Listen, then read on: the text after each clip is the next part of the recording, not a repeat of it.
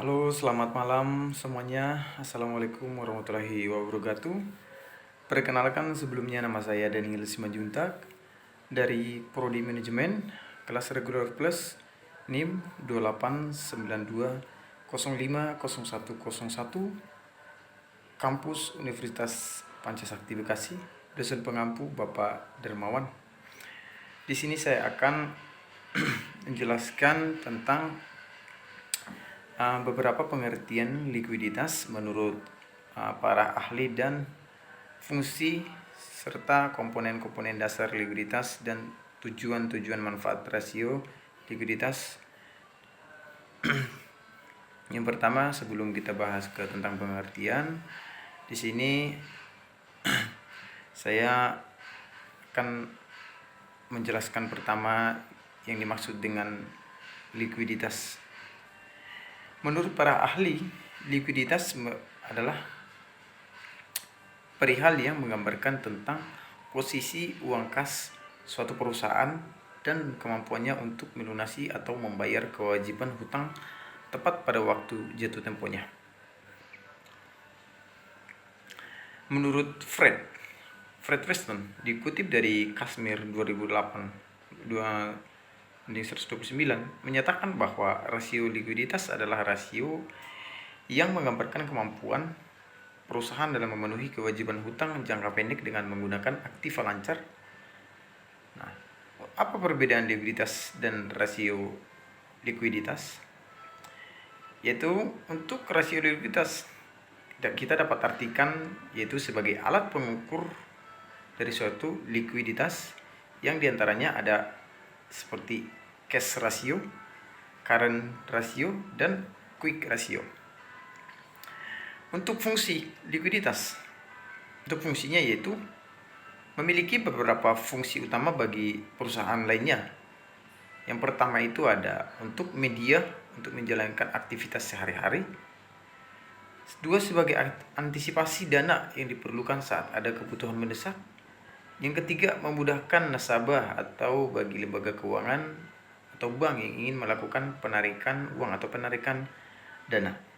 Dan yang keempat, sebagai poin penentu bagi suatu perusahaan untuk mendapatkan persetujuan investasi atau usaha lain yang menguntungkan. Untuk komponen dasar likuiditas, di sini kita akan bahas ada 3, itu Engel dan Lenz. Engel dan Lenz menyatakan bahwa likuiditas memiliki 3 komponen dasar yang saling berkaitan satu dengan lainnya guna menjaga tingkat likuiditas dan kestabilan ekonomi perusahaan atau organisasi, yaitu kerapatan dalam resiliensi. Yang pertama ada kerapatan, yang kedua ada kedalaman, dan yang ketiga ada resiliensi. Pertama kita akan bahas tentang kerapatan, merupakan gap yang terjadi dalam harga yang disetujui dengan harga normal suatu barang. Sementara untuk kedalaman merupakan jumlah atau volume produk yang dijual dan dibeli pada tingkat harga tertentu. Sementara untuk resiliensi adalah kecepatan perubahan harga menuju harga efisien setelah berlangsungnya penyimpangan ataupun ketidakstabilan harga.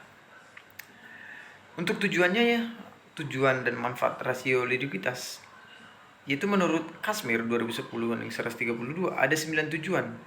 Di sini ada 9 tujuan dan manfaat yang dapat dipetik dari hasil rasio likuiditas.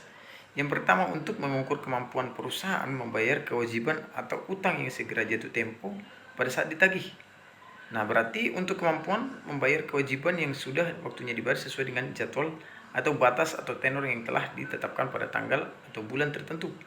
Yang kedua, untuk mengukur kemampuan perusahaan membayar kewajiban jangka pendek dengan aktiva lancar secara keseluruhan. Nah, seperti jumlah kewajiban yang berumur di bawah 1 tahun atau sama dengan 1 tahun dibandingkan dengan total aktiva lancar. Nah, di sini untuk mengukur kemampuan perusahaan membayar kewajiban jangka pendek dengan aktiva lancar tanpa memperhitungkan sediaan atau piutang. Dalam hal ini, aktiva lancar dikurangi sediaan dan utang yang dianggap likuiditasnya lebih rendah. Dan untuk mengukur dan membandingkan antara jumlah sediaan yang ada dengan modal kerja perusahaan. Dan next, untuk mengukur beberapa besar uang kas yang tersedia untuk bayar utang. Dan yang terakhir yaitu sebagai alat perencanaan ke depan, terutama yang berkaitan dengan perencanaan kas dan hutang.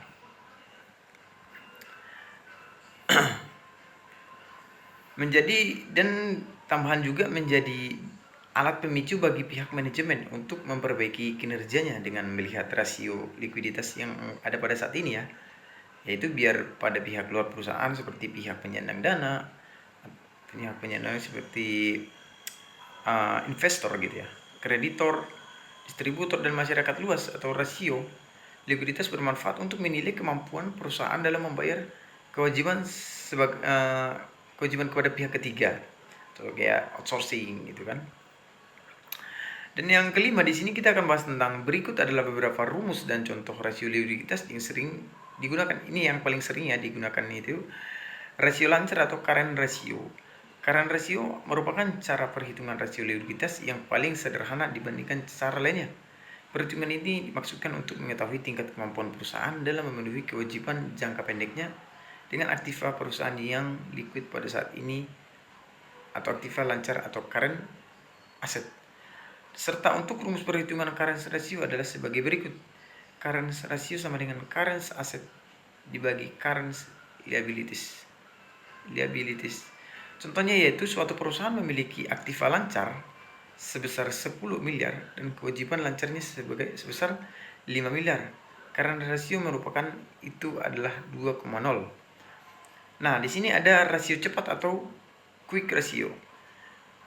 Quick ratio itu apa sih? Quick ratio itu merupakan penjelasan lebih lanjut dari current ratio.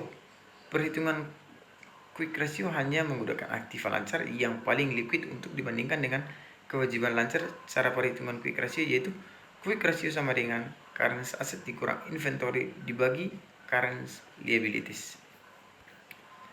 Misalnya nih, contohnya kayak perusahaan si B memiliki aktiva lancar senilai 15 miliar, inventaris 3 miliar dan kewajiban lancarnya 6 miliar.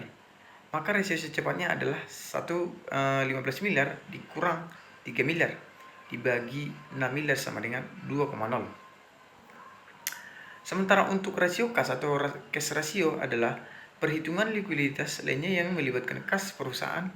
Berikut adalah cara perhitungannya, yaitu cash ratio sama dengan cash ditambah marketable securities atau dibagi current liabilities. Misalnya suatu perusahaan memiliki kas nilai 5 miliar, surat berharga senilai 3 miliar dan kewajiban lancar sebesar 5 miliar, maka kas adalah rasionya 0,6 kali. Rasio kas juga jarang ya digunakan oleh perusahaan karena kurang realistis dan tidak mudah dipertahankan nilainya. Maka jumlah kas berlebih yang ada pada perusahaan mampu menutupi kewajiban lancar sering dianggap sebagai kas tidak produktif yang dimanfaatkan dengan baik. Berikut untuk penjelasannya dari saya tentang beberapa tujuan atau manfaat rasio likuiditas dan maupun komponen-komponen dasar likuiditas, serta tadi kita membahas tentang fungsi-fungsinya, fungsi-fungsi likuiditas dan pengertian tentang likuiditas menurut para ahli. Demikian video dari saya ucapkan terima kasih. Assalamualaikum warahmatullahi wabarakatuh.